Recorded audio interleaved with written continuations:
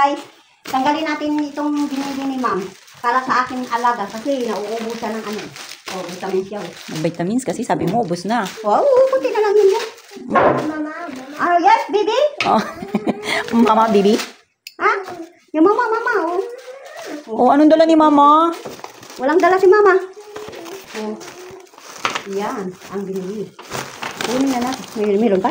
Ay, meron pa pala. Uy, ako galing naman yan. Anong merienda natin ay? Wala. Wala tayong merienda, guys. Ang hinihintay eh. Wala tayong merienda, guys. Yan lang, guys, ang merienda natin, guys. May mga pa-donut, guys, na nabibili sa daanan. Nay, paki-open daw, nanay. Hindi. Ganito po ang aming siste ngayong umaga. Dahil nga may pasok tayo, guys. Itong isa ay hindi rin papahuli.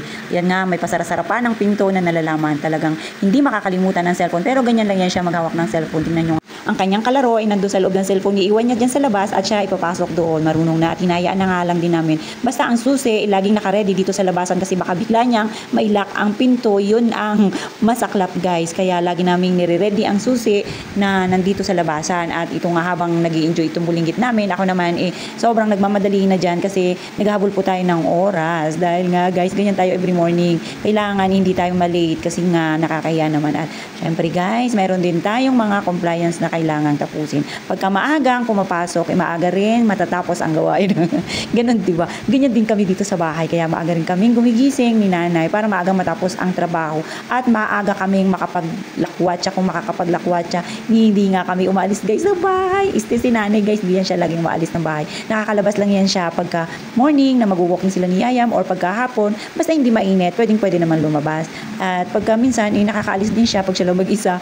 Pag maaraw, pagka may bibilihin, yan, ganon. Thank God na rin at napakaganda ng ating panahon ngayon. Hindi umulan. Thank you, Lord. Sana buong maghapon maganda ang ating panahon. At yan nga, guys, iniwan ko na nga po ito yung dalawa dyan sa bahay. Ganyan lang. At pagkaalis ko, isa kaya ni nanay ilalak ang gate. At habang nandito nga po ako kanina sa aming opisina, hindi po talaga ako nakababa. Kitang-kita nyo naman ang panahon, medyo nag-aambon-ambon nga dyan at nagbabadya na naman ang malakas na ulan kaya hindi na po talaga ako bumaba. Baka ako ay mabasa.